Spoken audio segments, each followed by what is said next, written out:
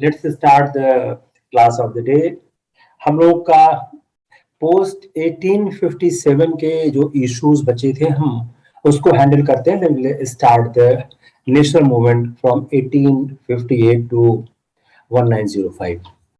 अब देखिए, जो ब्रिटिश एम्पायर था, फॉरेन पॉलिसी क्या थी? जो 1857 के बाद की जो फॉरेन पॉलिसी आती है, द फॉरेन पॉलिसी में be an independent question for the mains. और प्री में सवाल तो आते ही आते हैं। क्या स्क्रीन ठीक नहीं है? Screen it's fine. तो जो फॉरेन पॉलिसी का इशू है, अगर हम उसको देखें तो फॉरेन पॉलिसी में जो 1857 के बाद का इशू है वो किस तरह से 1857 के बाद की फॉरेन पॉलिसी डिसाइड होती है। जो ब्रिटिश के नेबर्स थे, जो पड़ोसी थे, नेबर्स के साथ उन्होंने एक नया बेसिस बना किया। तो पहला ही सवाल जो मिनिमाइज तो नहीं, स्क्रीन फुल तो है कि स्क्रीन?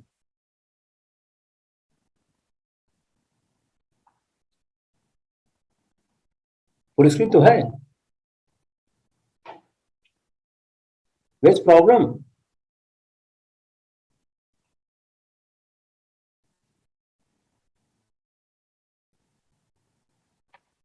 तो 1850 अब पहला ही सवाल क्या हुआ कि जो ब्रिटिश की पॉलिसी थी, यू ट्राई लिसन, क्वेश्चन क्या है? क्राउन। हमेशा सवाल में ध्यान दीजिएगा, east India company and crown. Because after 1857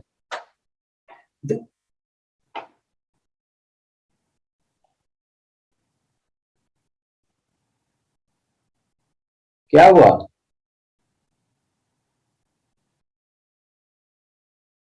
Costing or doing something?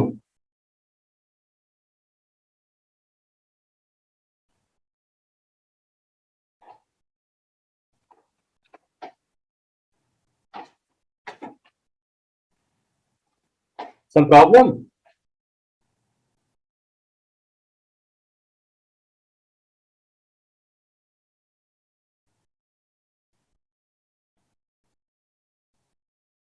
It's fine. चलिए, तो 1857 के बाद जब क्राउन का शासन आता है, when crown came into existence, तो what crown is doing? Crown ने जो अपनी फॉरेन पॉलिसी बनाई, उस फॉरेन पॉलिसी का बेसिस क्या था? What is the basis? Two factors. जो फॉरेन पॉलिसी उनकी बनी कैसे? What is the two factors जिसके बेस पे उनकी पॉलिसी बन रही थी? Modern means of communication and political and administration consolidation.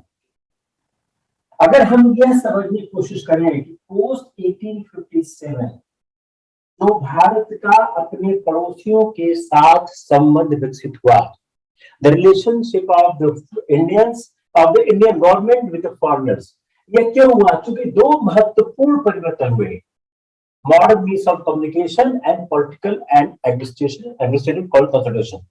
इससे क्या हुआ? इससे नेचुरल जो ज्योग्राफिकल फ्रंटियर्स इंडिया के थे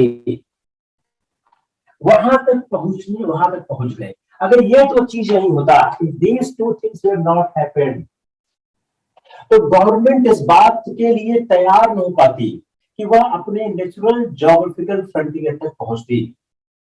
अब गवर्नमेंट क्यों जरूरी था नेचुरल ज्योग्राफिकल फ्रंटियर के तक पहुंचकर एक policy banana? Defence and internal position. If you see this paragraph, which has structured for the three questions. Question number one, advantage. Question number one, advantage of. Question number one, advantage of modern means of communication and political and administrative consolidation. Due to these two reasons, they are able to reach out to their geographical frontiers. Second, अब यह जरूरी क्यों हुआ? एक policy बनाना जरूरी क्यों हुआ? Why policy was required? Because defence अपनी सुरक्षा के लिए, अपने इंटरनल पोजीशन के लिए। अब जो ब्रिटिश गवर्नमेंट का एलियन कैरेक्टर था वह एक नया तत्व था। तो फॉरेन पॉलिसी जो एक फ्री इंडिया की बनती और फॉरेन पॉलिसी एक एलियन पावर की बनती, दोनों फॉरेन पॉलिसी के जो इश्यूज है वो डिफरेंट होंगे, उनके एम डिफरेंट होंगे। तो जो एक फॉरेन पॉलिसी बनती इंडिपेंडेंट इंडिया की, वह need and interest of the people से बनती, और जो फॉरेन पॉलिसी विदेश बनती interest of the ruling country. This is a decisive factor for determination of the foreign policy of British Empire. If India has been independent and foreign policy would have been made by the Indians, then the consideration of the need and interest of the people may have been there. But because there was an alien power, therefore that alien power was making a foreign policy. For what reason? For the interest of the ruling country. Anjali link share कर दो Bihar empower women वाले group में, मेरे ख्याल से वो miss हो गया है। अब इंडिया के केस में जो फॉरेन पॉलिसी थी वह गवर्नमेंट ऑफ इंडिया ने जो फॉलो की और डिक्टेट की, वो कहां से थी? वह जो ब्रिटिश गवर्नमेंट चाहती थी। इंडिया के केस में जो फॉरेन पॉलिसी बनी और डिक्टेट कौन सी थी? जो ब्रिटिश गवर्नमेंट चाहती थी। और ब्रिटिश गवर्नमेंट के दो मेजर एम थे। Now come on the aims of the British government. Asia और अफ्रीका में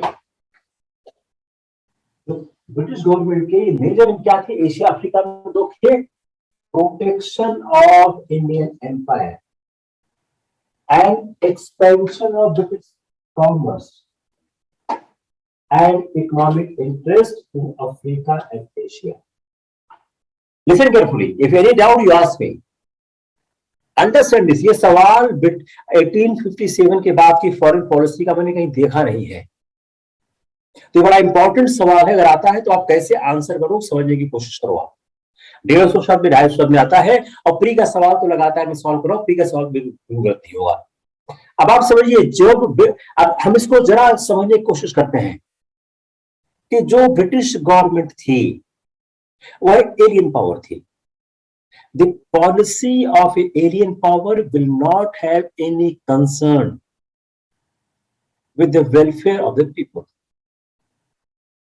it will be determined having the consideration of the people of England. जो ब्रिटेन के, जो इंडिया के अंदर जो पॉलिसी फॉरेन की बन रही थी, उस फॉरेन पॉलिसी के लिए सारा मैंडेट डिक्टेट आ रहा था ब्रिटेन से। जो ब्रिटेन के इंटरेस्ट को सूट करता था उसी को पॉलिसी के रूप में लाते थे। अब जो ब्रिटिश की, अब आते हैं ब्रिटिश गवर्नमेंट की पॉलिसी किस आधार पर डिटरमाइन हो रही थी। Now we reached of the point, the foreign policy of post 1857 was determined by the British government. Now see the next step. What British government was wanted. British government चाहती थी कि वह जो उसका इंडियन एम्पायर है, जो बहुत invaluable है, इसका प्रोटेक्शन हो, सुरक्षा हो। दूसरा, ब्रिटिश का एक्सपेंशन, ब्रिटिश का उसका एक्सपेंशन हो कॉमर्स और अदर इकोनॉमिक इंटरेस्ट का एशिया और अफ्रीका में। These are the two. अब इसको प्री का सवाल बनाओ। Make question. Two important reasons, two important bases on which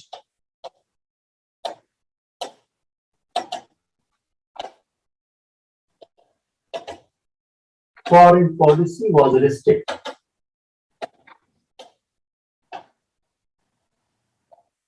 इन दो महत्वपूर्ण आधारों पर उनकी फॉरेन पॉलिसी बनती थी। तो अगर आपके प्री में सवाल आता है तो ऑप्शन ए, ऑप्शन बी होगा, और दोनों का दोनों ऑप्शन सही होगा। Clear? Anyone has any doubt? No doubt. अब यह एम कैसे पूरा हो सकता था? अब आप एम समझ गए कि ब्रिटिश गवर्नमेंट का एम क्या था। अब जो यह एम था, इस एम के लिए ब्रिटिश शासन ने एक्सपेंशन किया और आउटसाइड इंडिया के जो ट्रेड काउंटर्स थे वो हद पड़े। तो अपने इन लक्ष्यों की प्राप्ति के लिए वह एक्सपेंशन करने लगे और अपने इंडियन के जो डिफरेंट बाउंड्रीज थे उसके बाहर जाकर राज्य जीतने लगे। अब यह जो एम था, यह एम जब उनका बना, इससे क्या हो गया? कॉन्फ्लिक्ट स्टार्ट हो गया with other imperialist Nations. Europe के जो और उपनिवेशवादी साम्राज्यवादी देश थे, दोज इंपीरियलिस्ट जो नेशंस थे, उनसे इनका कॉन्फ्लिक्ट स्टार्ट हो गया, क्योंकि वो imperialistic Nations, those Nations were also interested कि वो अफ्रो एशियन में अपना साम्राज्य स्थापित करें, यहां पर अपनी वह प्रभुसत्ता स्थापित करें। तो desire to defend Indian empire, to promote British economic interests and to keep the European powers at arm's length from India. इन तीन कारणों से ब्रिटिश गवर्नमेंट ने इंडिया के पड़ोसी देशों पर एग्रेशन शुरू कर दिया। Clear? Now come on one more point I am adding. दो पॉइंट मैंने पहले ही कहा था, अब एडिंग वन मोर पॉइंट कि जो यूरोपियन पावर्स थी वह इंडिया के आसपास ना आ सके, उनको इंडिया से आर्म्स लेंथ पे रख सकें, इसके लिए ब्रिटिश गवर्नमेंट ने एग्रेशन शुरू किया नेबर्स कंट्री से। और इंडिया के जो रिलेशंस थे नेबर से, वह अल्टीमेटली डिटरमाइंड कैसे हो रहे थे? Need of British imperialism. अगर आपके एबीसीडी में एक पर एक टिक मारना हो, शायद यही आ जाएगा। अगर चार ऑप्शन दिया कि किस कारण की ब्रिटिश की फॉरेन पॉलिसी किस आधार पर संचालित थी, what was the basis of the British foreign policy, अगर नीड ऑफ ब्रिटिश इंपीरियलिज्म शायद सबसे अच्छा सही होगा।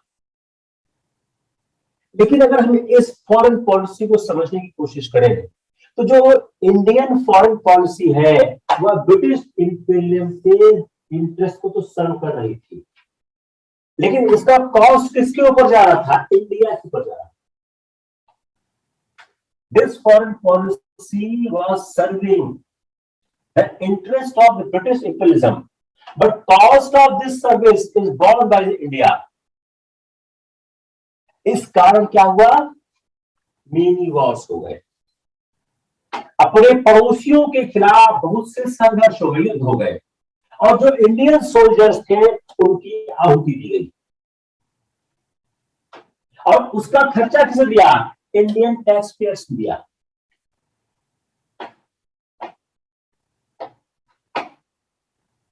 Any confusion? तो ब्रिटिश इंपीरियलिस्टिक पॉलिसी जो पोस्ट 1857 चलाई गई,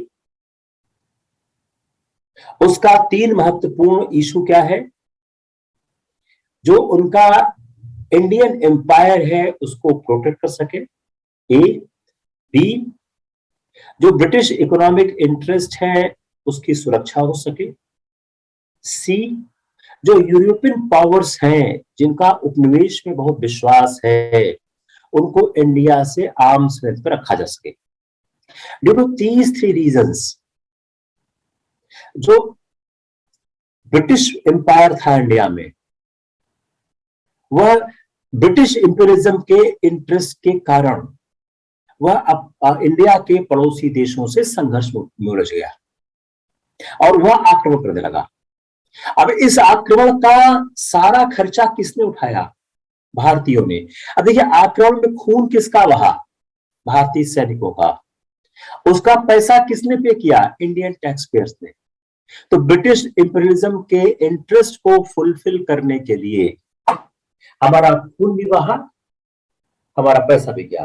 तो we have shed our blood as well as paid the money for the British imperial interests.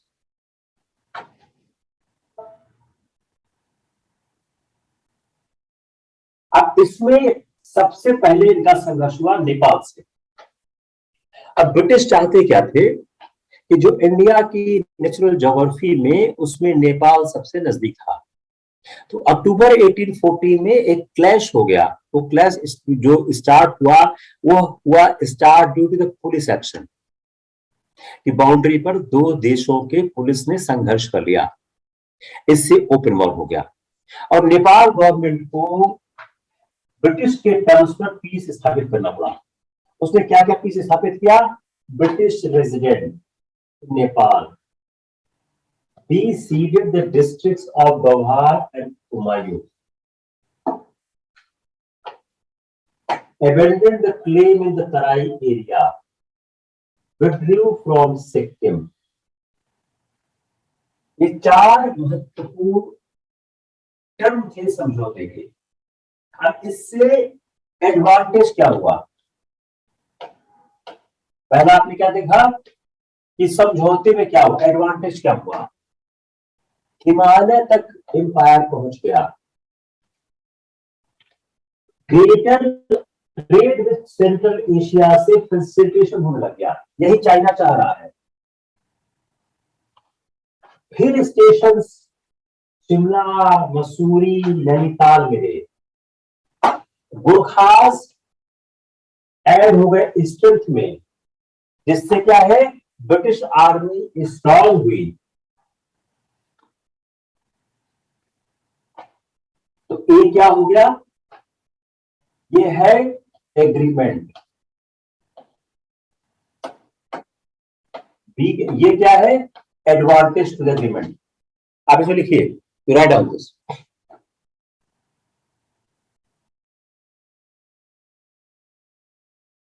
Very easy, very simple concept I'm trying to propound. As easy as possible I'm trying to put forward. अगर foreign policy आता है mains में, तो जितने देशों को मैं पढ़ा रहा हूं आप उनको एक एक करके लिखिएगा, कोई देश छोड़ेगा मत। क्योंकि अगर आप नहीं लिखेंगे तो मार्क्स नहीं मिलेगा, क्योंकि मॉडल आंसर शीट में 100% इनका जिक्र होगा, 100% होगा।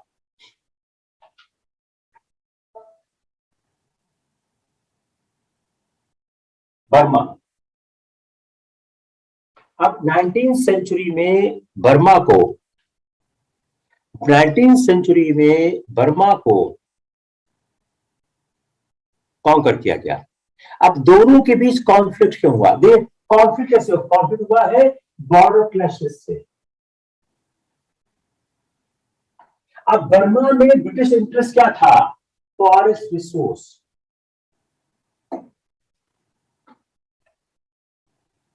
प्रमोट एक्सपोर्ट,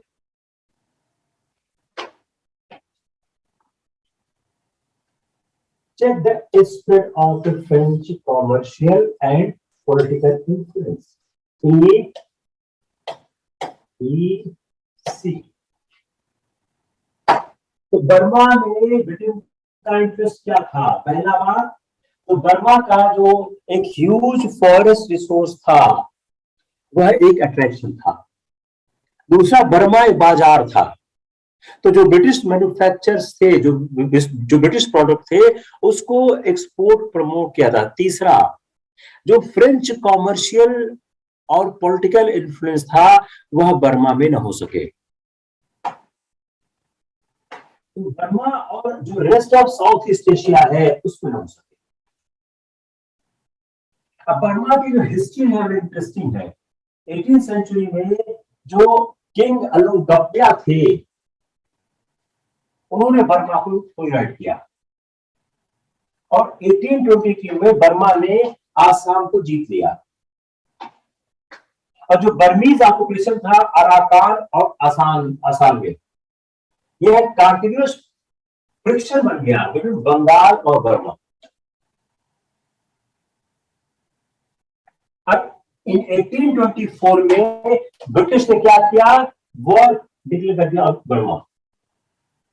और बर्मा में जो वॉर डिक्लेयर किया उसमें बर्मी फोर्सेस को उन्होंने आसाम, काचर, मणिपुर, अराकान इससे पीछे कर दिया और ब्रिटिश जो फोर्सेस थी उन्होंने जो सी फोर्सेस ऑक्युपाई कर लिया रंगून, और कैप्टन आवा के पास तक पहुंच गए।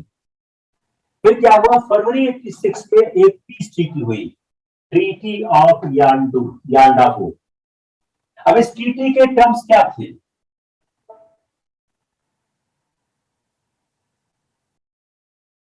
₹1 crore एज वार कंपनसेशन। जो कोस्टल प्रोविंस थे असकान के और तेरासिन के, उसको उन्होंने सीट कब्जा कर लिया और abandon all team of Assam, Cachar and Jaintia. Manipur को एज इंडिपेंडेंट स्टेट रिकॉग्नाइज किया गया। एक कॉमर्शियल ट्रीटी हुई विथ बर्मा एंड ब्रिटेन, और ब्रिटिश का जो रेजिडेंट था वो आवा में कैप्टन में रहा, और जो बर्मीज इन्वाय का करता रहा। These are the 6 terms of the treaty of the Burma and Britain. अब इस ट्रीटी से फायदा क्या हुआ? What the benefit of this treaty? Just to note down this. Benefit क्या हुआ इस ट्रीटी से? जो ब्रिटिश ने क्या किया, कोस्ट लाइन, इस ट्रीटी से फायदा नुकसान क्या हुआ? ब्रिटिश को फायदा हुआ। ब्रिटिश ने क्या किया कि जो बर्मा का कोस्ट लाइन था, ब्रिटिश ने बर्मा को डिप्राइव कर दिया कोस्ट लाइन से, most of the coast line से, और एक्वायर कर लिया बर्मा में एक base for future expansion. Second Burmese war workout हुआ 1852 में। यह सेकेंड बर्मीज वॉर के result of British commercial greed. जो ब्रिटिश की टिम्बर फर्म थी, वह जो अपर बर्मा का जो टिम्बर रिसोर्स था उस पर उनका इंटरेस्ट आ गया। दूसरा, जो लार्ज पॉपुलेशन बर्मा की थी, क्या वास्ट मार्केट था sale of British cotton books का। अब क्योंकि ब्रिटिश ने ऑलरेडी बर्मा के 2 कोस्टल प्रोविंस को ऑक्युपाई किया हुआ था, तो चाहते थे कि उनका बर्मा पर पूरा होल्ड हो जाए, चाहे वो पीस से हो या वॉर से हो। इससे फायदा क्या, बर्मा पर वो होल्ड क्यों चाहते थे किसी भी तरह से? फ्यूचर पॉसिबल इन्फ्लुएंस जो हो सकता है, जो उसके ट्रेड कंपटीटर्स थे, फ्रेंच और American, why British wanted to hold over Burma at any cost, either peace or war. This is the reason. It was the fight of imperialism. It was a fight for the imperial empire. If I will have the control over Burma, तो जो उसके trade कंपीटर्स थे French और American, जो कभी future में आ सकते थे, उनके आने की संभावना कम हो जाती। अब ब्रिटिश ने जीत तो लिया, लेकिन ब्रिटिश की जो डिसिसिव विक्ट्री हुई, उसके बाद जो बर्मा का जो कोस्ट लाइन था, बर्मा ने जो ब्रिटिश ने एनेक्स किया तेलुगु का, ओनली रिमेनिंग कोस्टल प्रोविंस था। इसकी विक्ट्री क्या हुआ कि सारे कोस्टल प्रोविंस कब्जा कर लिए। यू नो कि कोस्टल प्रोविंस कितना इंपॉर्टेंट होता है फॉर ट्रेड, और जो लोअर बर्मा है वह इफेक्टिव कंट्रोल में आ गया।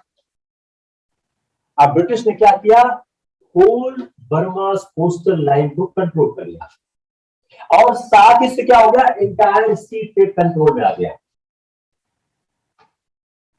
अब फिर इस सारे संघर्ष का पेमेंट कौन दिया? Indian soldiers and expenses Indian revenue. तो जो ब्रिटिश के कॉमर्शियल और इंपीरियल इंटरेस्ट थे, उस इंटरेस्ट को फुलफिल कौन कर रहा था? या तो हमारे सोल्जर कर रहे थे और हम पैसा दे रहे थे। अब जो बर्मा का और ब्रिटिश का रिलेशनशिप था, वह कई सालों तक पीसफुल रहा तेलुगु के एनेक्सेशन के बाद, और ब्रिटिश ने लगातार जो ब्रिटिश ऑक्युपेशन था वह लगातार उस पर बना रहा, और वो अपर बर्मा को ओपन करते थे।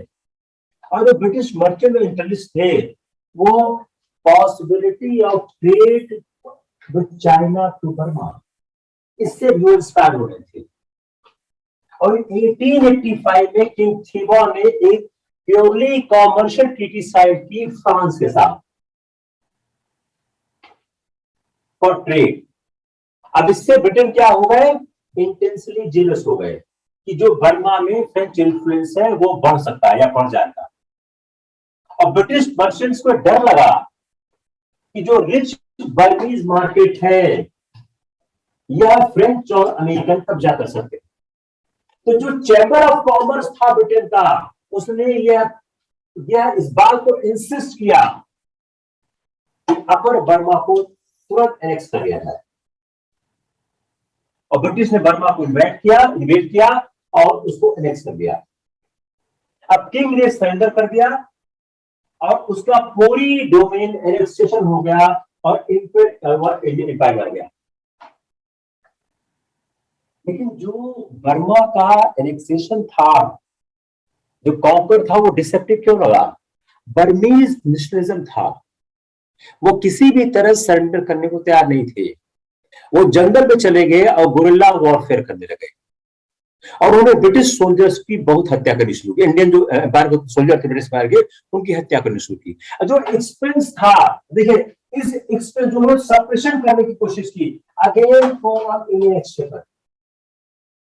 जो बर्मीज गुरिल्ला वॉर था, जो जंगलों में जाके संघर्ष कर रहे थे, अगेन उसका खर्चा किस दिया? हमने दिया। तो 1935 में ब्रिटिश ने बर्मा को सेपरेट कर दिया फ्रॉम इंडिया। अब सेपरेट क्यों किया? इस आशा से कि बर्मीज स्टेबल ऑफ फ्रीडम जो है कमजोर हो जाएगा। लेकिन बर्मीज जो नेशनल मूवमेंट था वो नई हाइट पहुंच चुका था अंडर यू ऑन सॉन। और after second world war Burma independent हो गया। Any confusion, any issue? आप लिख लोगे, बताइए।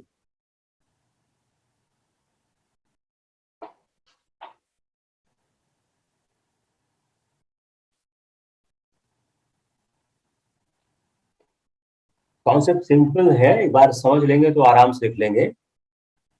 बहुत ज्यादा फैक्ट्स है भी नहीं, फैक्ट्स लिमिटेड है, कंट्रोल फैक्ट्स है। लेकिन आप अगर कहते हैं बर्मा, नेपाल, अफगानिस्तान को नहीं लिखेंगे तो आपका क्वेश्चन इनकम्प्लीट रहेगा। Therefore, you have to complete the question. Two things required in civil services. One, you complete the syllabus.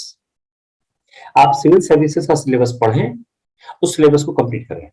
Second, जब आप आंसर लिखें तो आप ये समझने की कोशिश करें मेरा आंसर कंप्लीट हुआ या कंप्लीट नहीं हुआ है। अब अफगानिस्तान क्या था? अफगानिस्तान के साथ एक ज्योग्राफिकल इशू था। क्यों? यह अफगानिस्तान जो है इंडिया और रशिया के बीच में था, तो एक बफर स्टेट की तरह था। आज भी अफगानिस्तान का इंडिया के लिए बड़ा इंपॉर्टेंस है, वो बफर स्टेट है, वह इंडिया और रशिया के बीच पड़ता है। तो जो पोटेंशियल रशियन अटैक हो सकता है, रशियन मिलिट्री ऑपरेशन हो सकता है, उसके लिए अफगानिस्तान एक इंपॉर्टेंट प्लेस है। अगर अफगानिस्तान पे कंट्रोल रहेगा तो हम पोटेंशियल रशियन अटैक को कंट्रोल कर सकेंगे। दूसरा, जो सेंट्रल एशिया में ब्रिटिश के कॉमर्शियल इंटरेस्ट थे, उसको प्रमोट करने के लिए अफगानिस्तान एक बहुत अच्छा प्लेस था। These are the very two important issues. तो if you see there, because it was a buffer between the Britain and the Russia. Therefore, Afghanistan is very crucial for the India. If British wanted to control any potential military attack from Russia, then the control over Afghanistan is necessary. Second, to have a trade with Central Asia, Afghanistan is very important. इसलिए जो Russian influence था अफगानिस्तान में, उसको कमजोर करने के लिए वह अफगानिस्तान में एक कमजोर सरकार चाहती थी।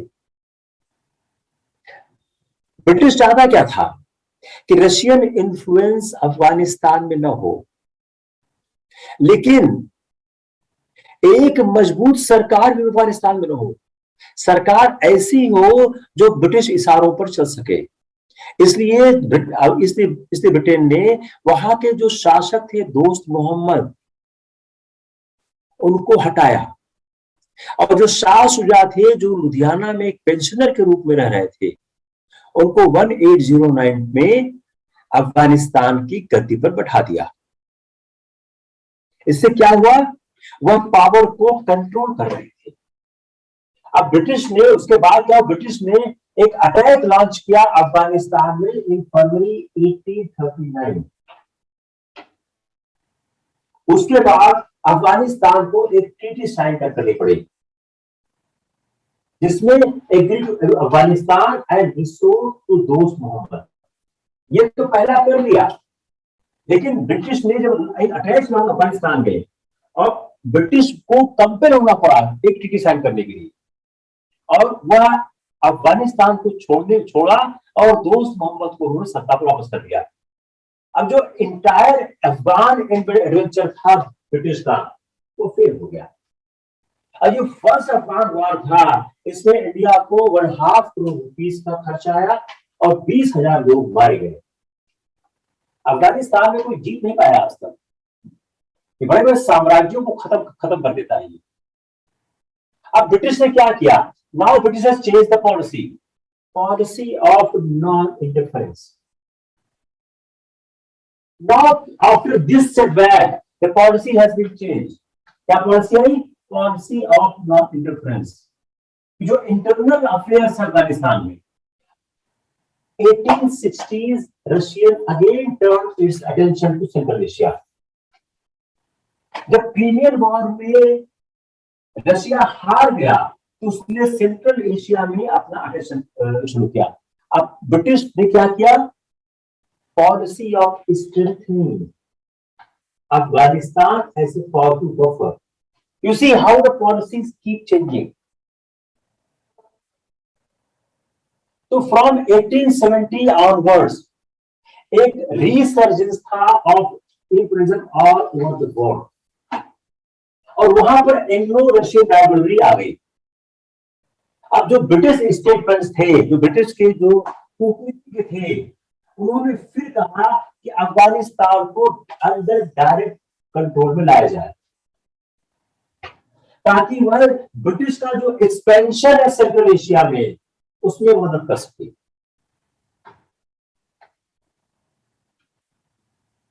तो अफगानिस्तान पर एक नया अटैक लॉन्च हुआ 1878 में, और उसको बोलते हैं सेकेंड अफगान वॉर।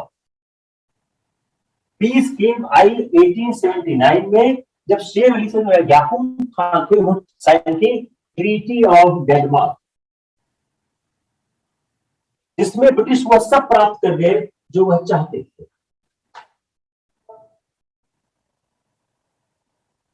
लेकिन जो ब्रिटिश का ये सक्सेस था, ये शॉर्ट लिव्ड था। जो अफगानिस्तान का नेशनल प्राइड था, it has not been diluted. और 1879 3 सितंबर को ब्रिटिश का जो रेजिडेंट था और उसका स्कॉट था, उसकी हत्या कर दी गई। और जो ब्रिटिश पॉलिसी थी अफगानिस्तान में, वह रिवर्स हो गई। वो फिर चले गए on the policy of non interference in the internal affair of the strong and friendly Afghanistan.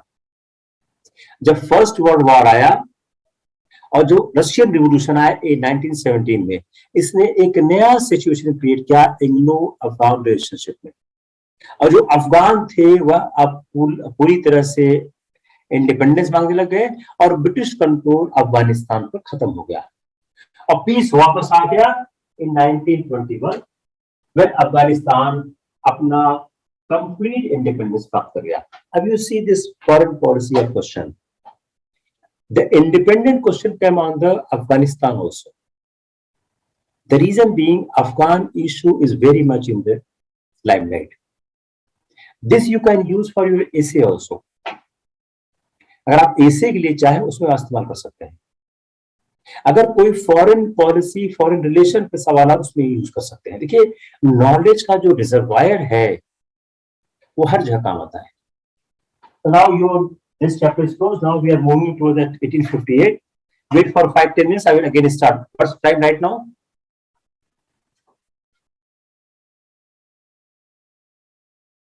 Important topic है। क्यों क्यों क्यों इम्पोर्टेंट है? उसका रीजन क्या है?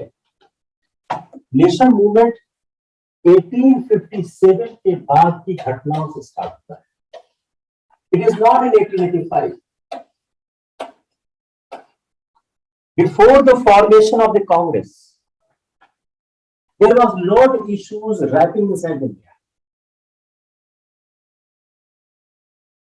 फर्स्ट इशू क्या था? जो एक इकोनॉमिक एक्सप्लॉयटेशन का थ्योरी थी, इकोनॉमिक एक्सप्लॉयटेशन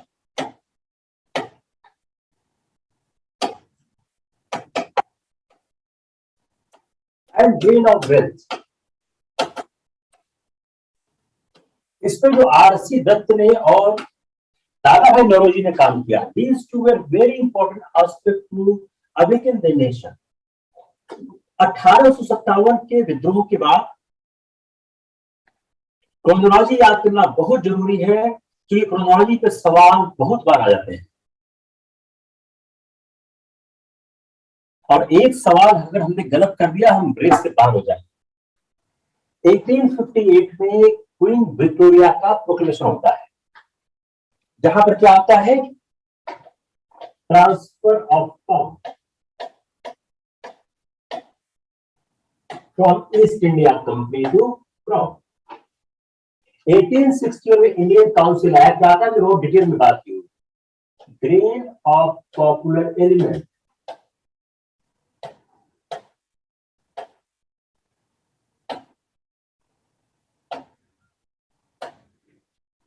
एटीन 64 में फर्स्ट आदमी क्लियर करता है civil service, Satyendranath Tagore.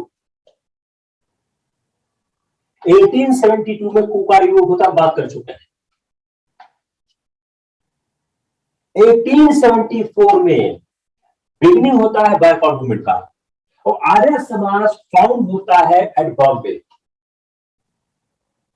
Theosophical society बनाई जाती है। कौन बनाता है? By colonel Olcott and madam Blavatsky. लेकिन ये थियोसॉफिकल सोसाइटी आगे ले कौन जाता है? यही कैसे ले जाती है। फर्स्ट इंपॉर्टेंट ऑर्गेनाइजेशन बनता है इंडियन एसोसिएशन। कौन बनाता है? सुरेंद्र नाथ बनर्जी। अभी 1858 में क्वीन विक्टोरिया का प्रोक्लेमेशन होता है। 1877 में फर्स्ट दिल्ली दरबार होता है, जिसमें क्वीन विक्टोरिया को proclaim queen empress of India. 1878 में वर्नाकुलर सेट होता है। अब इसी को मिक्स करके क्रोनोलॉजी बना देंगे। आप मेरे लेक्चर से समझने की कोशिश किया करिए कैसे मैं क्वेश्चन फ्रेम करता हूं। I have told number of times कि जब मैं लेक्चर को कॉन्सेप्चुअलाइज करता हूं तो I made a number of questions. वो क्वेश्चन आपको दिख जाएंगे अगर आप लोग ध्यान से देखिए तो। अगर आप क्लियरली देखें तो हमारे सारा जो लेक्चर क्या है, आंसर फॉलोड बाय क्वेश्चंस होता है। तो मैं जब कोई भी लेक्चर कॉन्सेप्चुअलाइज करता हूं, मैं लगातार सवाल बनाता रहता हूं, उसी सवाल के सहारे में लेक्चर बनाता हूं। मैं बार बार कहता हूं, आपको मेरे लेक्चर के बिना कुछ जरूरत नहीं पड़ेगी, सब कुछ हो जाएगा। अगर कुछ जरूरत पड़ी मैं बताऊंगा। कोई एनसीईआरटी पढ़ने की कोई जरूरत नहीं रह गई आपको। There is no need to read NCERT, just read my lecture, nothing else. Similarly जब हम आपको पॉलिटी पढ़ाएंगे, आप सिर्फ पॉलिटी मेरा लेक्चर पढ़िए, बाकी कोई जरूरत नहीं पढ़ने की।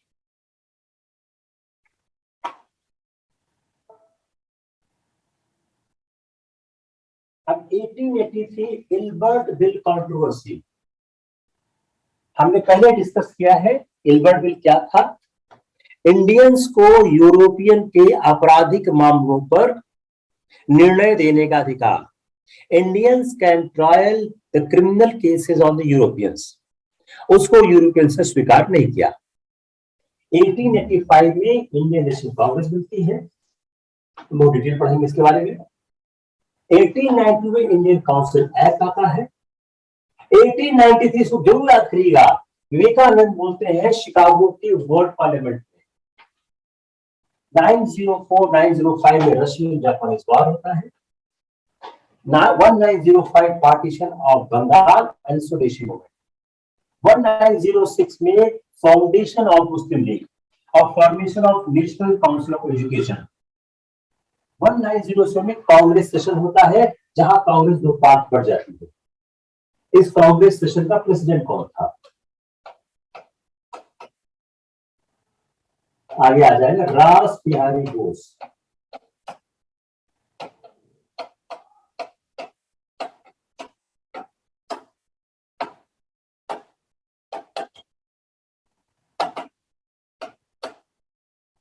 और ये सूरत का कांग्रेस सेशन है, पूरा नहीं हो पाता है, तो सेशन कहां दिया जाता है? बाद में मद्रास में दिया जाता है।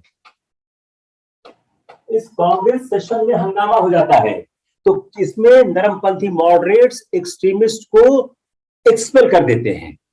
तो because the session has not been completed, the same session happened at Madras. अब हुआ 22 जुलाई 1908, 6 ईयर का ट्रांसपोर्टेशन हुआ तिलक को, कहां पे? मांडे बर्मा में, on the charge of sedition. 1908 में इंडियन काउंसिल एक्ट आया, जिसमें पहली बार सेपरेट इलेक्टोरेट का प्रोविजन आया।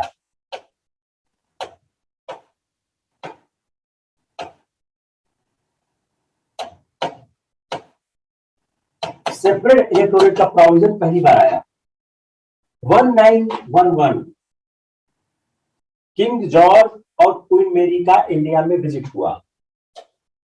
और सेकेंड दिल्ली दरबार, फर्स्ट दिल्ली दरबार पर बात पहले की हुई है, जस्ट सेकेंड दिल्ली दरबार और पार्टीशन ऑफ बंगाल रिवोक किया गया। 23 दिसंबर 1922 बंगाल से, कलकत्ता से कैपिटल दिल्ली आ गई और लॉर्ड हार्डिंग पर चांदनी चौक में बम फेंका गया। 1913 में 1 नवंबर 1913 को गदर पार्टी फॉर्म की गई आउटसाइड इंडिया। कहां की गई? सैन फ्रांसिस्को में। क्यों की गई? Organise a rebellion to overthrow the British rule. ये 3 चीजें हैं, just see how many facts are there. कि गदर पार्टी फॉर्म की गई आउटसाइड इंडिया में की गई या सैन फ्रांसिस्को में की गई। इसका लक्ष्य क्या था? कि एक ऐसा विद्रोह किया जाए to overthrow the British empire from India. January 1915 Gandhi return to India from South Africa. February 1915 death of Gopal Krishna Gokhale. 28 April 1916 Tilak ने फाउंड किया home rule league, Indian home rule league in Pune. दूसरा होम रूल लीग फॉर्म किया, the home rule league of India, Annie Besant. अब देखिए इसमें 2-3 चीज देखिए, दोनों होम रूल लीग का नाम क्या था? पहले कौन सी होम रूल लीग बनी? तिलक की होम रूल लीग पहले बनती है, कब बनती है? 28 अप्रैल 1916। बेसेंट कब बनती है? 25 अप्रैल 1916, सॉरी 25 सितंबर 1916। तिलक की जो इंडियन होम रूल थी, तिलक की क्या थी? इंडियन होम रूल लीग, जो पूना में था। जो एनी बेसेंट का था, the home rule league of India. ये तिलक के बाद फॉर्म की गई। Home rule league movement launch हुआ अगस्त 1916 को। दिसंबर 1916 में alliance between Congress and Muslim league कहां हुआ? लखनऊ में। इसी लखनऊ में कांग्रेस का दोनों धड़ा एक हुआ। बोथ द फैक्शन, अध्यक्ष कौन थे? अंबिका चरण मजूमदार।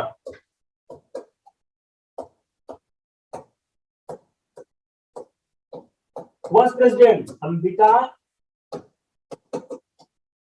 चरण मजूमदार। और एक ट्रेडिशन स्टार्ट हुआ कि कांग्रेस और मुस्लिम लीग का अधिवेशन एक साथ होगा। चंपारण सत्याग्रह अप्रैल 1917, अगस्त 1920 मॉन्टेग्यू ने डिफाइन किया पॉलिसी टुवर्ड्स इंडिया, कहां पे? हाउस ऑफ कॉमन्स में, जिसको कहा गया मॉन्टेग्यू डिक्लेरेशन। दिसंबर 1918 रॉलेट कमेटी बनी और मार्च 1919 में रॉलेट एक्ट पास हुआ।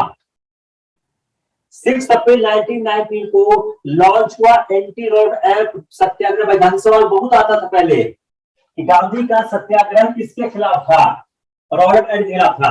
और 13 अप्रैल 1919 ये चारों को मिला के सवाल पूछ सकते हैं। जलियांवाला बाग मस्कर हुआ 23 नवंबर 1919 और India Khilafat conference at Delhi 24 दिसंबर 1919 government of India act 1998 came in operation into 1921 ये पास हुआ। 1921 में ऑपरेशन हुआ। 1 अगस्त 1920 गांधी ने लॉन्च किया non violent non cooperation movement. जिस दिन गांधी ने मूवमेंट लॉन्च किया उस दिन तिलक की डेथ हो गई। अगस्त 1921 सेकेंड मोपला रिवोल्ट और मलाबार पोस्ट। नवंबर 1921 arrival of Prince of Wales, जिसका बड़ा अच्छा विरोध हुआ था इंडिया में। It was successful. 26 to 31 दिसंबर 1921 Nagpur session of Indian National Congress. इसको हम इंडिपेंडेंट पढ़ाएंगे कि Nagpur session of Indian National Congress का इंपॉर्टेंस क्या है।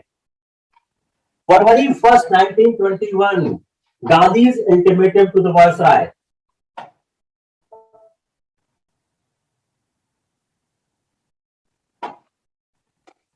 4 फरवरी को मॉब वायलेंस चौरी चौरा हुआ और 12 फरवरी को गांधी ने आंदोलन सस्पेंड कर दिया। 10 मार्च को गांधी जी अरेस्ट हो गए। Will study a great detail the Gandhi trial, आपके ऐसे वो काम आएगा।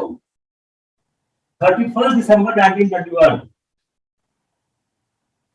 स्वराज पार्टी का बर्थ हुआ। चित्तरंजन दास उसके प्रेसिडेंट हुए और मोतीलाल नेहरू उसके सेक्रेटरी हुए। नवंबर 23 में स्वराज पार्टी ने इलेक्शन लड़ा। नवंबर 24 में ऑल पार्टी कॉन्फ्रेंस हुई to settle the Hindu Muslim problem.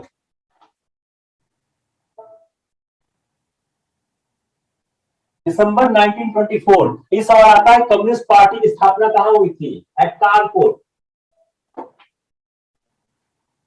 August 1924 Kakori conspiracy case. October November 1925 Swaraj party split हो गई। दिसंबर 26 आर्य समाजी leader Swami Sadanand murder in Delhi.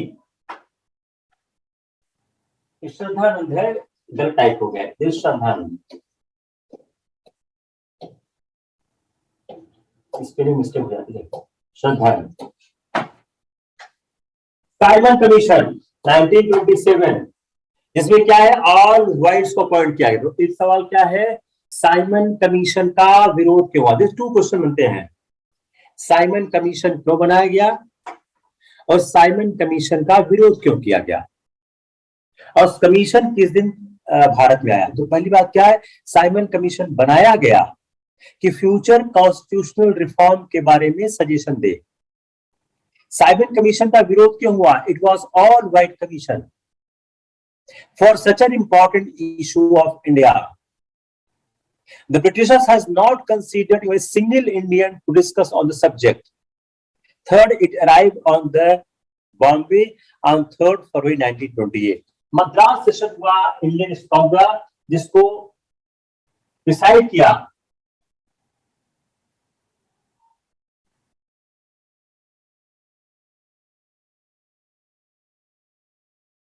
Madras session of Indian Congress इसमें डिसाइड किया गया to boycott the Simon commission. ये गलत छूट गया है। एम ए अंसारी ने उसकी अध्यक्षता की। एक टाइपिंग मिस्टेक हो गई।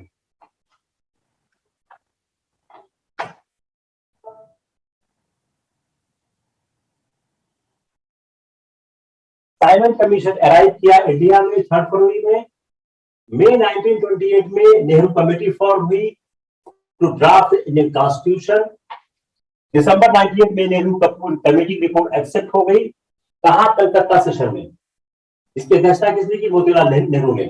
जिन्ना ने अपोज किया नेहरू रिपोर्ट को और अपना फॉर्मूला दिया 14 पॉइंट्स का। 8 अप्रैल 1929 भगत सिंह और Bankimchandra Dutt exploded bombs in assembly. सितंबर 1929 death of Jatin Das in Lahore after 63 days fast.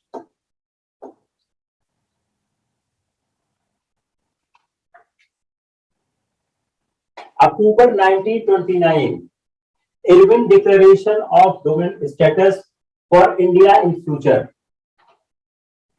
Child marriage restraint act, जिसको बोलते हैं शारदा एक्ट, ये पास हुआ।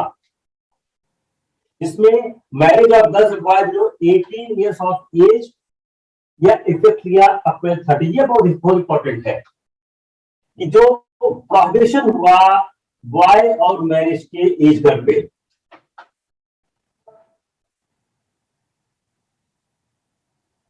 गांधी इरविन मीटिंग हुई दिसंबर 1929 में। लाहौर कांग्रेस हुआ जवाहरलाल नेहरू की अध्यक्षता में, पूर्ण स्वराज का प्रस्ताव पास हुआ। 26 जनवरी 1930 को कांग्रेस ने सेलिब्रेट किया पूर्ण स्वराज दिवस। 14 फरवरी 1930 को कांग्रेस कमेटी मिली साबरमती आश्रम में, पास सिविल डिसओबीडियंस रेजोल्यूशन। 12 मार्च 1930 गांधी ने लॉन्च किया सिविल डिसओबीडियंस मूवमेंट। और 1930 में 12 मार्च से 5 अप्रैल तक दांडी मार्च हुआ। 18 अप्रैल 1930 चिटगांव आर्मी रेड हुआ, जो सूर्य सेन ने किया, जो इंडियन रिपब्लिक आर्मी के एक लीडर थे। 5 मई 1930 गांधी अरेस्ट हो गए। 7 जून 1930 publication of Simon commission report. November 1930 first round table conference.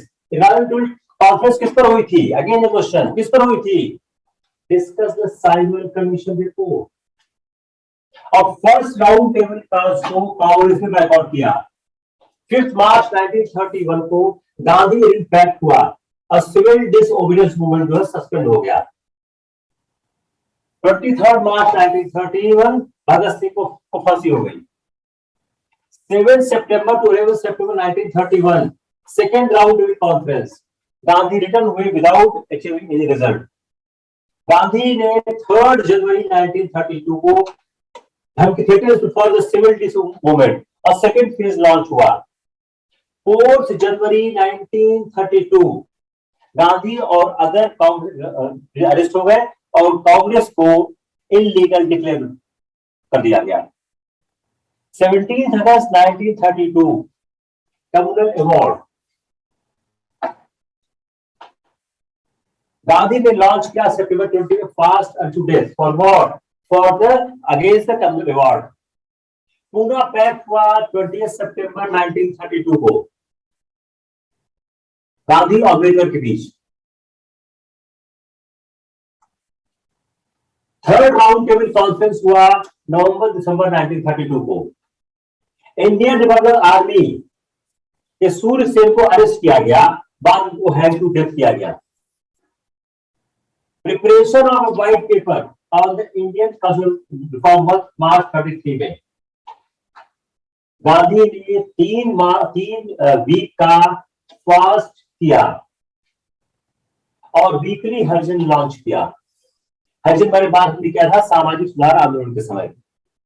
नवंबर 1933 गांधी ने एक लॉन्च किया to promote the Harijan cause.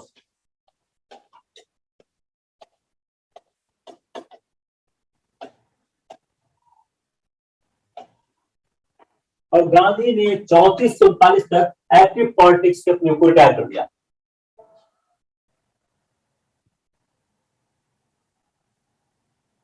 Seventh अप्रैल 1934 को सिविल डिसओबीडिएंट मूवमेंट को सस्पेंड कर दिया गया।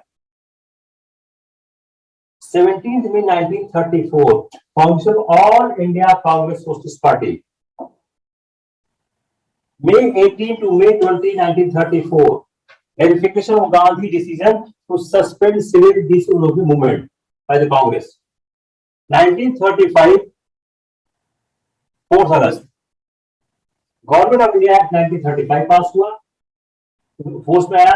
1937 Congress form ministry 7 provinces, Haripura and 930 Tripuri. Subhash Chandra Bose elect हुए कांग्रेस प्रेसिडेंट। उन्होंने त्रिपुरी में डिफीट किया पट्टाभी सीतारमैया को। बाद में उन्होंने रिजाइन कर दिया कांग्रेस प्रेसिडेंटशिप से। उनके रिजाइन करने के बाद राजेंद्र प्रसाद अध्यक्ष हुए। 1939 सुभाष चंद्र बोस ने बनाया फॉरवर्ड ब्लॉक और एक इंडिपेंडेंट पॉलिटिकल पार्टी बनाना चाहते थे। 1935 3 सितंबर को सेकेंड वर्ल्ड वॉर हो गया और इंडिया को वर्ल्ड वॉर में बगैर इंडिया से पूछे शामिल कर दिया गया। इसके विरोध में कांग्रेस मिनिस्ट्री ने रिजाइन कर दिया। सवाल क्या हो गया? Why Congress ministry has been resign? The reason being India has been thrown into the war without taking Indian people in the confidence। 22 दिसंबर 1939 मुस्लिम लीग ने ऑब्जर्व किया जो कांग्रेस का जो रिजिग्नेशन था एज द सवाल आता है deliverance day of the Muslim.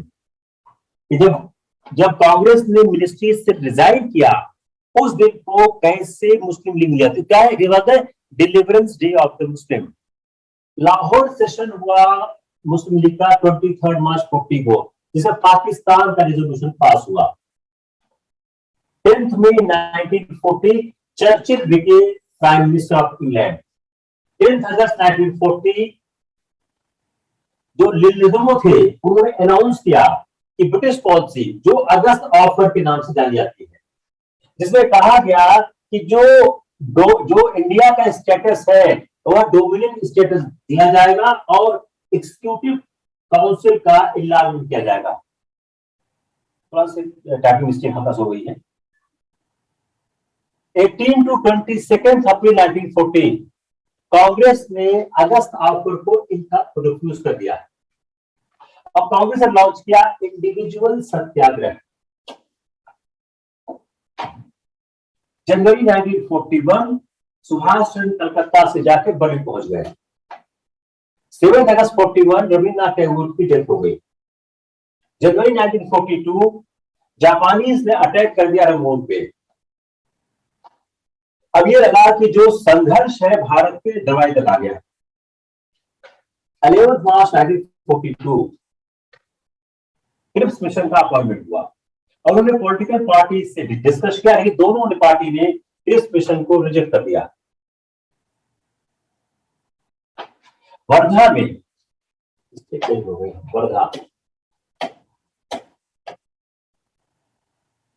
Wardha में कांग्रेस कमेटी मिली और उन्हें क्विट इंडिया रेजोल्यूशन को वहां पे पास किया, जिसको रेटिफाई किया गया बॉम्बे में अगस्त 1942 में। अक्टूबर 1943 लॉर्ड बोवेल एज वायसराय आ गए और कराची सेशन हुआ ऑफ मुस्लिम लीग, जिसने अडॉप्ट किया slogan divide and quit. Axis जो ट्रिप्स थे उन्होंने ट्रूप्स थे सरेंडर किया स्टेलिनग्राड में। 1944 में आईएनएफ जो फोर्सेस थे engage with British in Burma और नेशनल जो फ्लैग है वह कोहिमा में फहराया गया। 1945 में क्लेमेंट एटली आ गए एज ब्रिटिश लेबर गवर्नमेंट और भारत को सत्ता परिवर्तन की बात शुरू हो गई। जो लेबर पार्टी की लैंडस्लाइड विक्ट्री थी और लॉर्ड बोवेल ने उसके बाद इनवाइट किया शिमला कॉन्फ्रेंस, लेकिन डेडलॉक टूट नहीं सका। 14 जून 1955 को बोवेल अनाउंस किया प्लान जिसमें पॉलिटिकल डेडलॉक खत्म किया जाए और शिमला कॉन्फ्रेंस हुई 25 जून 1945 पे, लेकिन फिर वो फेल हो गई because Muslim league has started unjust demand that Congress cannot nominate any Muslim member. Congress should nominate only Hindu member. For Muslims, only the representative of the Muslim League. Congress has no concern with the Muslim. Subhash Chandra Tepa में 1945 में election held हुए, दिसंबर 1945 में assembly के atom bomb drop हुआ 1945 के 6 अगस्त में, world war finish हुआ, UNO form किया गया। अब ब्रिटिश पार्लियामेंट्री जो डेलीगेशन इंडिया में आया और उसे अनाउंस किया कि एक पॉलिटिकल रिप्रेजेंटेटिव एक्जीक्यूटिव काउंसिल स्थापित किया गया। 18 फरवरी 1946 को large scale Indian naval rating हुई बॉम्बे में। 29 जुलाई 1946 को the council of Muslim League उसने रिपोर्ट किया कैबिनेट मिशन प्लान को। नेहरू इनवाइट किए गए as to form interim government. 16 अगस्त 1946 मुस्लिम लीग ने प्रोक्लेम किया डायरेक्ट एक्शन डे, जिसके बाद कलकत्ता में दंगे हो गए। इंटरिम गवर्नमेंट को सॉर्न किया गया 2 सितंबर 1946 को। इसको ज्वाइन किया मुस्लिम लीग ने ऑन 13 अक्टूबर 1946। अब कॉन्स्टिट्यूशन असेंबली करने की गई ऑन 9 दिसंबर 1946। 1947 में मुस्लिम लीग ने डिक्लेयर कर दिया कि कैबिनेट मिशन प्लान फेल किया गया है और भारत को 30 जून 1948 तक छोड़नी देगी। 24 मार्च 1947 को लॉर्ड माउंटबेटन आते हैं और वो अपना पार्शियल प्लान अनाउंस कर देते हैं और 14-15 अगस्त को इंडिया आजाद भी होता है और विभाजित होता है। 4 जुलाई को इंडियन इंडिपेंडेंस एक्ट पास होता है। इस एक्ट के हिसाब से भारत के एसेट्स और भारत की स्वतंत्रता की बात की गई। 11 अगस्त 1947 को पाकिस्तान की कॉन्स्टिट्यूशन असेंबली बनती है और जिन्ना प्रेसिडेंट होते हैं और पाकिस्तान का जम जाता है। Now see some of the important discussion of the Congress.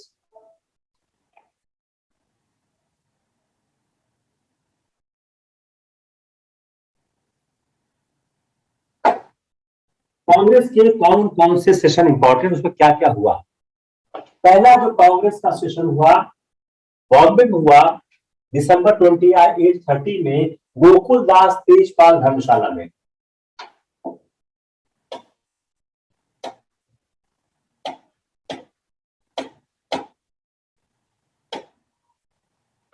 इसमें कितने थे? 72 डेलीगेट्स थे। डेलीगेट्स की संख्या मैं क्यों लिख रहा हूं? I want to build up a case कि कैसे कांग्रेस का विकास हुआ। दूसरा सेशन हुआ 1886 में, दादा भाई नौरोजी अध्यक्ष के 436 डेलीगेट्स थे। तीसरा सेशन हुआ मद्रास में,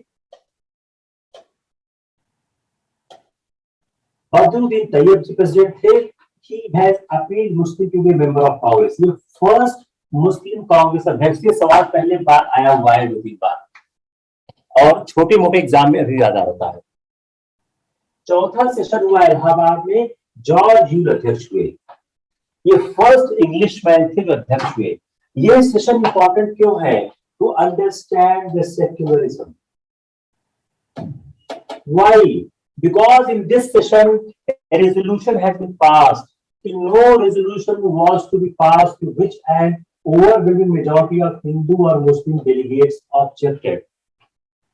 अगर मुस्लिम हिंदू मुस्लिम मेजॉरिटी का ओवरवेलमिंग पार्ट किसी रेजोल्यूशन के पक्ष में नहीं है तो वह रेजोल्यूशन पास नहीं किया जाएगा। फिफ्थ सेशन हुआ बॉम्बे में, सर विलियम ब्रिडमन अध्यक्ष हुए। अब अगेन वेरी इंपॉर्टेंट हुआ कि ए minority clause was adopted.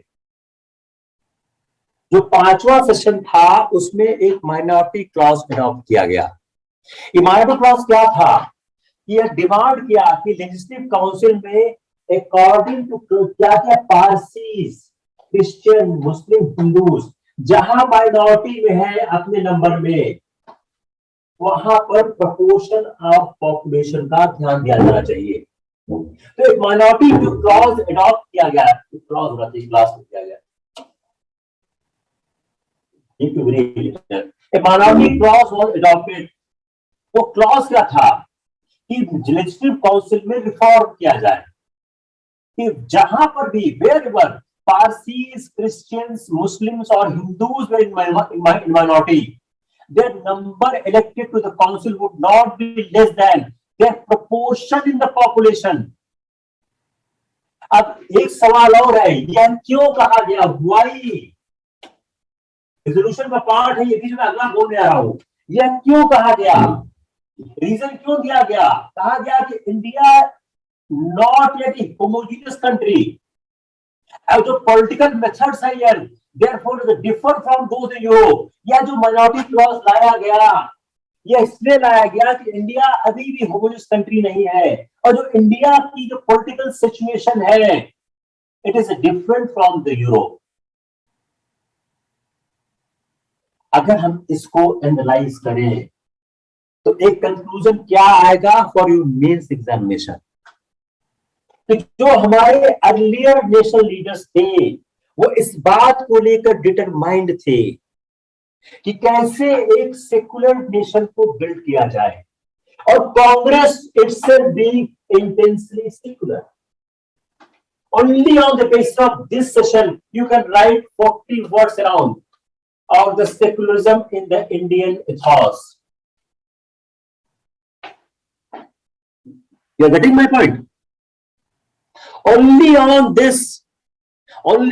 this Congress session, you can write a good amount of the convincing argument that the secularism will be in the Indian ethos.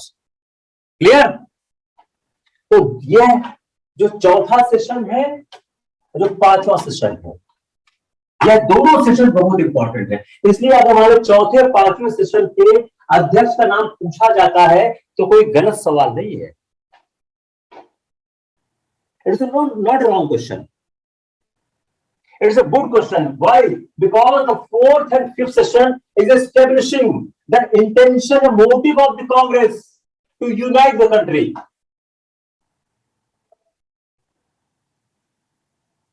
Sixth session, Calcutta. Firoz Shah Mehta, first woman graduate from Calcutta University, Kadambari Ganguly addressed the session. एक सवाल और हो गया, who was the first lady who has addressed the Congress session? तो जो छठा session था जो फिरोज शाह मेहता के अध्यक्षता में हुआ कलकत्ता में, उसमें पहली महिला स्नातक ने कांग्रेस के सेशन को एड्रेस किया।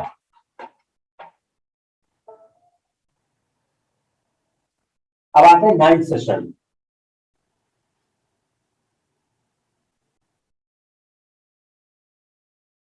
लाहौर, दादा भाई नौरोजी, यहां पर भी माइनॉरिटी क्लॉज एडॉप्ट किया गया। कैसे? For minority population conciliatory entry as a proportion to population. इसमें 2000 डेलीगेट्स थे। अब देखिए डेलीगेट्स की संख्या कैसे बढ़ रही है। पहले में 72, अब now see the number of the delegates. 72, 436, 72, 436 and 2000 हो गए 9th सेशन में। तो 72 to 2000 डेलीगेट्स हो गए बहुत शॉर्ट स्पैन ऑफ टाइम पे। 12th session Calcutta, Muslim Rahmatullah Sayani, first time national song Vande Mataram गाया गया।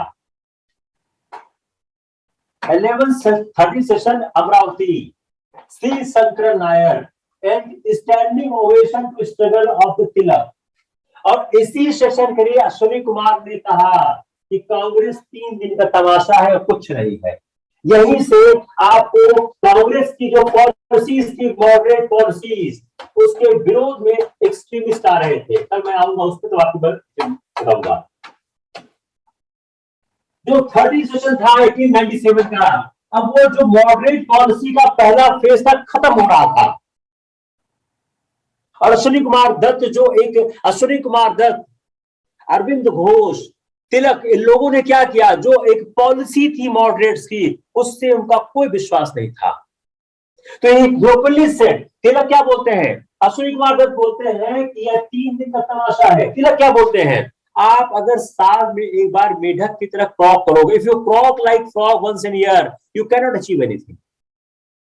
You combine these three important, Ashwini Kumar Dutt, Arvindo Ghosh and Tilak. Aurobindo Ghosh पर मेंस में पूरा एक सवाल आ चुका है, tomorrow I will come on that point, पूरा एक सवाल आ चुका है, the philosophy of Aurobindo Ghosh.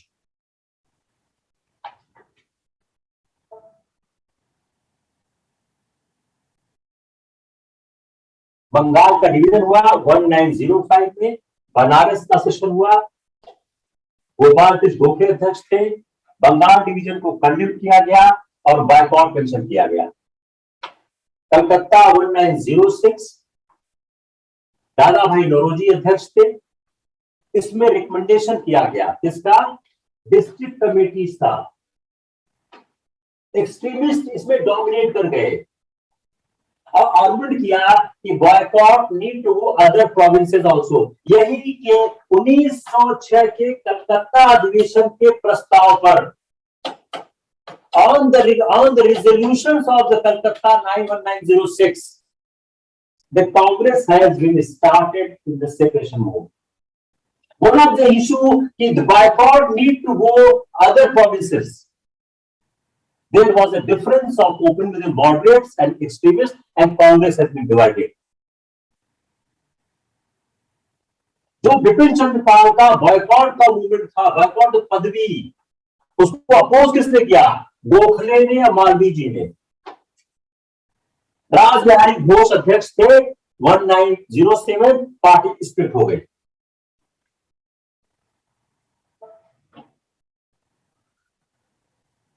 Session Calcutta 1911, general one first time गाया गया।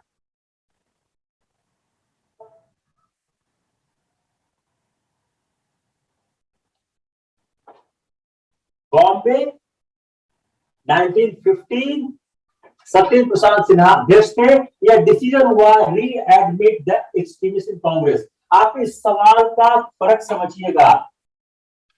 31st सेशन 1916, अंबिका चरण मजुमदार लखनऊ पे ज्वाइंट सेशन ऑफ कांग्रेस। अब ये सवाल यहाँ पे क्या, यूनिफिकेशन ऑफ कांग्रेस, यहाँ decision to readmit the Congress.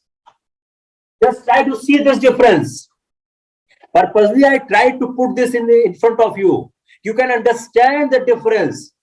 Decision readmit का कब हुआ? अगर ये सवाल आता है तो 1915 होगा, 1996 नहीं होगा।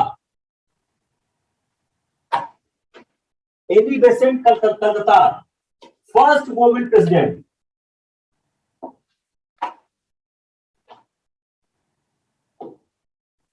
Madan Mohan Malaviya, Delhi, first 2 session head first time in 1918। एक सेशन हुआ दिल्ली में, मदन मालवीय ने किया अध्यक्षता, दूसरा हुआ रोमेश चंद्र दत्त ने किया बॉम्बे में। उसके बाद 2 सेशन कई बार हुए। Amritsar Motilal Nehru,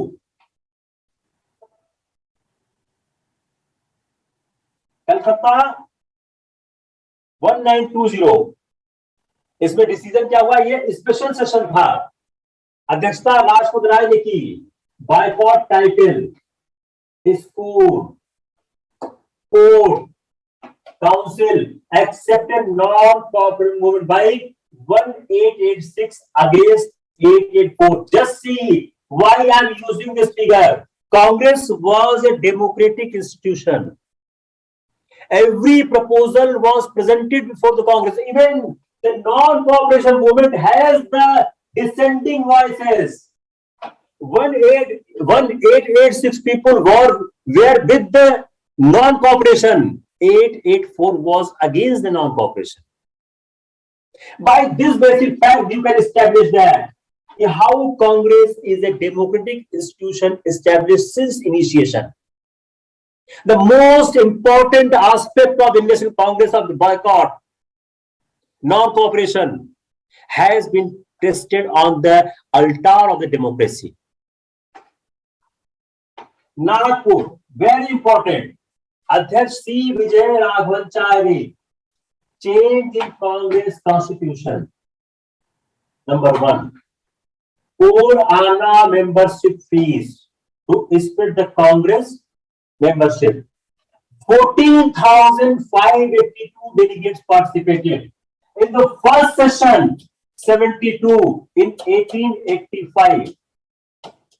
In the 35th session, 14,582 in 1920. In the span of 35 years, Congress has gone to the masses. Non-violent movement propose किया गया, पास किया, including no tax payment. Ahmedabad के 36 सेशन में CR दास अध्यक्ष बनाए गए, लेकिन वो जेल में थे. ये भी हो गया कि कौन सा कांग्रेस अध्यक्ष जेल में था. और एक्टिंग प्रेसिडेंट है हकीम अजमल खान. अगेन यू, अब हमने जैसे ये बोला, अब you strength you argument by this, you add these two together. How the Congress is a democratic institution.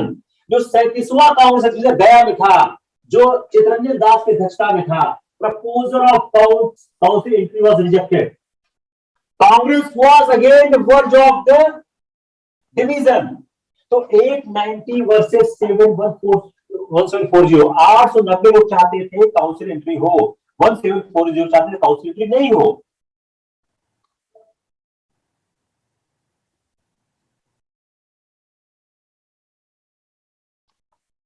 Maulana Abul Kalam Azad, Delhi special session, youngest Congress president. अब देखिए, वो जो एक आपने देखा कि यह रिजेक्ट हो गया, यह प्रपोजल रिजेक्ट हो गया. Now come on the Kakinada. Maulana Mohammad Johar compromise rival with Swarajis and Congress. Swarajis got Congress approval to fight election. और ऑल इंडिया खादी बोर्ड की स्थापना हुई. 1926, S. Srinivas Iyengar. It was Gandhi's silence year. 1927, M.A. Ansari. इसमें बड़ा important एक decision लिया गया कि Congress will not be a party of any war and without people's concern. जो 1937 में कांग्रेस ने इस्तीफा दे दिया कि because the Britishers has thrown into the war without consulting people. In 1927, the Congress has taken the decision in the Congress session कि कांग्रेस किसी भी पार्टी, किसी भी वॉर की पार्टी नहीं बनेगी जब तक पीपुल का कंसर्न न हो.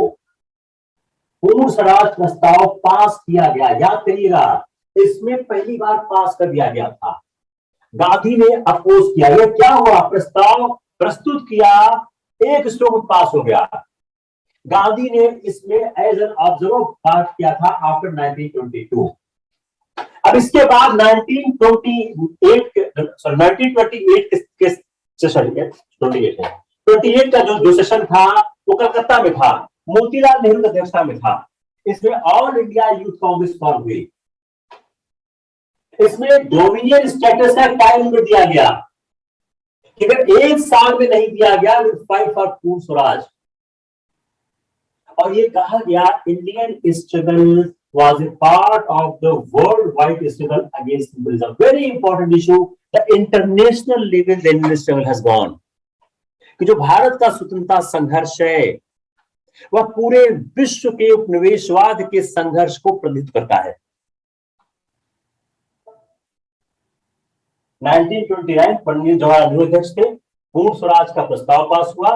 अब फिर again very important C proposal to condemn revolutionary terrorism and bomb attack pass किया गया. लेकिन किसमें, बहुत माइनूट. यहां गांधी की लोकप्रियता घट रही है. यहां गांधी वर्सेस भगत सिंह आप देखा है.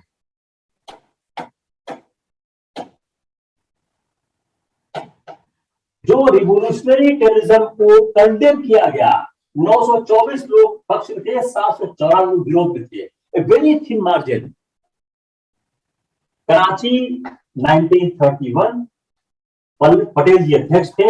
Revolution of fundamental rights and national economic programme, Gandhi Irwin pact. Gandhi was nominated to represent second round to be conference. ये चारों फैक्ट आप याद करिएगा। 1932 गांधी जी अध्यक्ष थे, कांग्रेस बैन कर दी गई।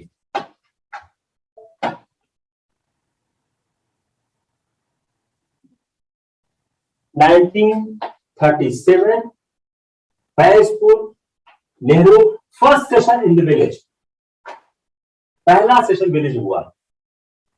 Subhash Chandra Bose 1938 Haripura, national planning commission set किया गया। सुभाष चंद्र बोस त्रिपुरी, लेकिन गांधी को नॉमिनी को डिफीट किया, बाद में रिजाइन करना पड़ा। 46 J B Kripalani, last session before independence. 1948 Jaipur, Pattabhi Sitaramayya, first session after independence. These are the history of the Congress which we need to know.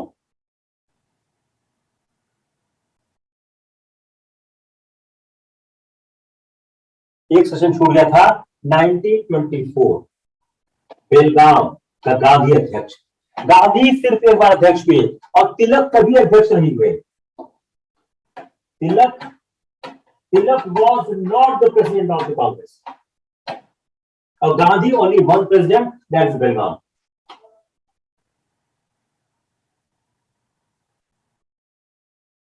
अब देखिए इंपॉर्टेंट कांग्रेस प्रेसिडेंट्स को हम लोग देखने की कोशिश करते हैं।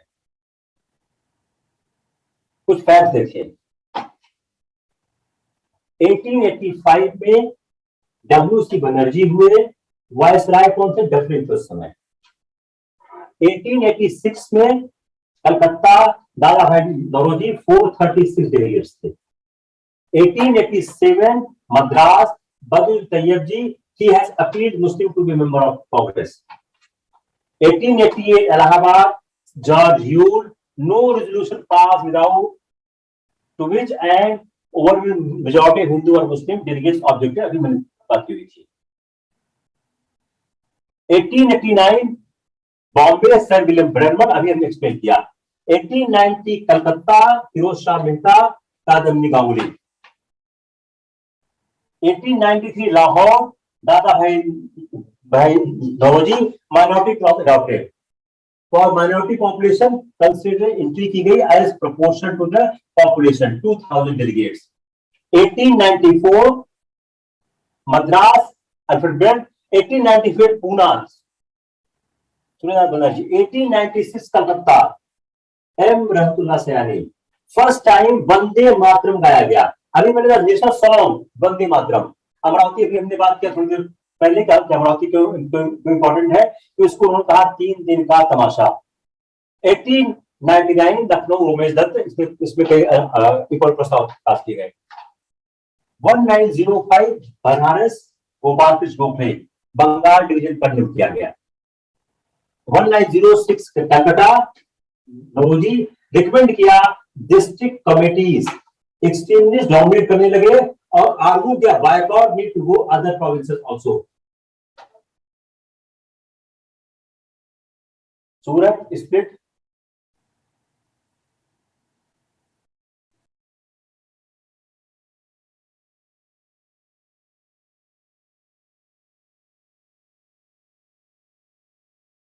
जहां जहां जिन जिन शहरों में कांग्रेस हुआ, कलकत्ता, अब इसको हम लोग मैप से देखें तो भी आप समझ जाएगा। सीधा मैप, सीधा मैप, सीधा मैप, कहां कहां अधिवेशन हुए, जस्ट सीधा मैप। अब ये सवाल क्यों जरूरी है? क्योंकि यह भी एक सवाल बन सकता है कि जो कांग्रेस के अधिवेशन हुए किन किन शहरों में हुए। अगर इस मैप से आप देखने की कोशिश करें तो सब जगह कहां? कलकत्ता।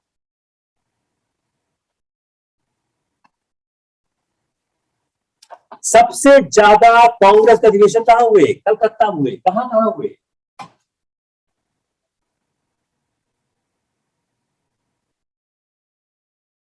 1886, 1890, 96,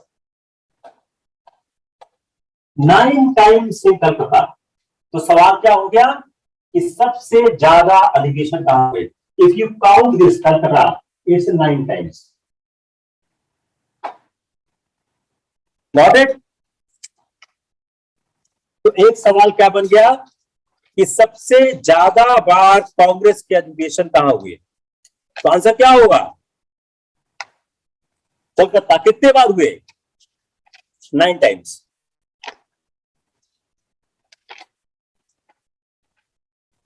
दूसरे नंबर पे कौन है? देखिए, see the map which is the second one. दूसरे जगह पे कौन सा है? बोले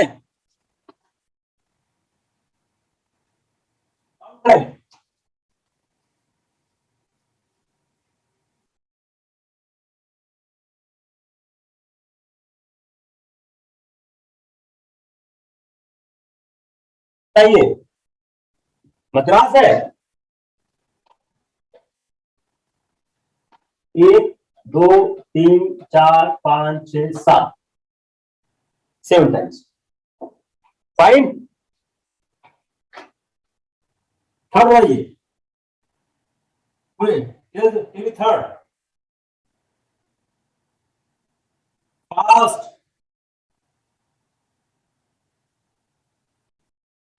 फास्ट। बॉम्बे 1 2 3 4 5 6 7। और भाई तीसरा थर्ड।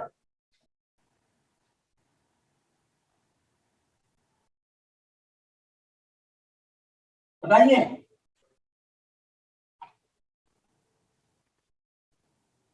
Tell me. किसी ने पहले सवाल सोचा था?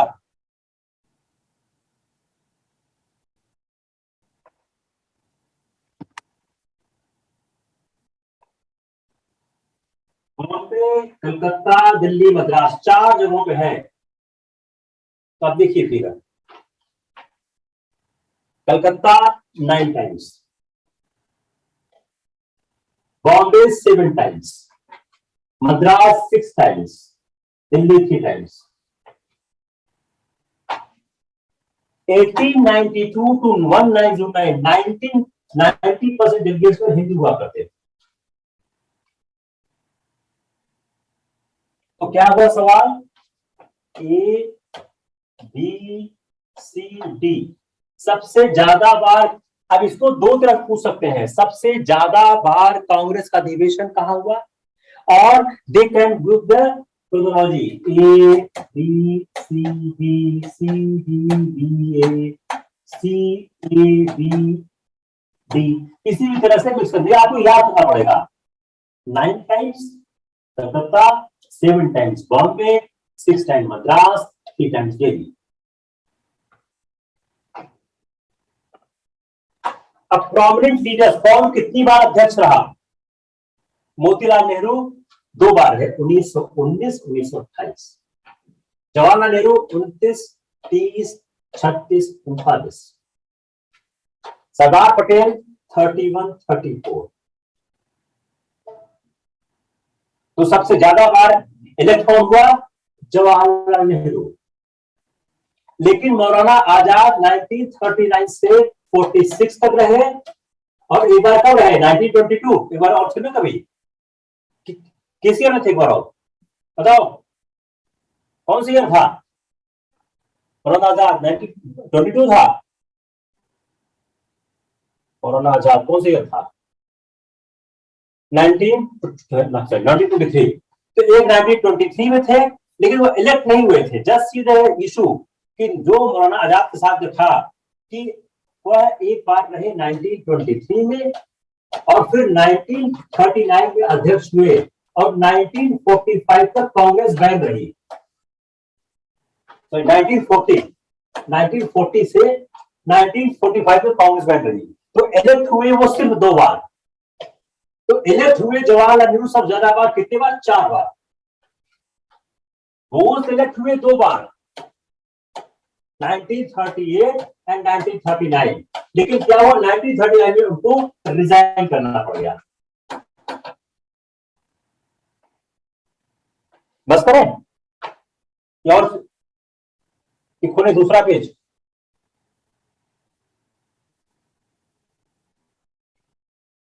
इनफ मत कर दो भाई, अगर इनफ हो गया तो।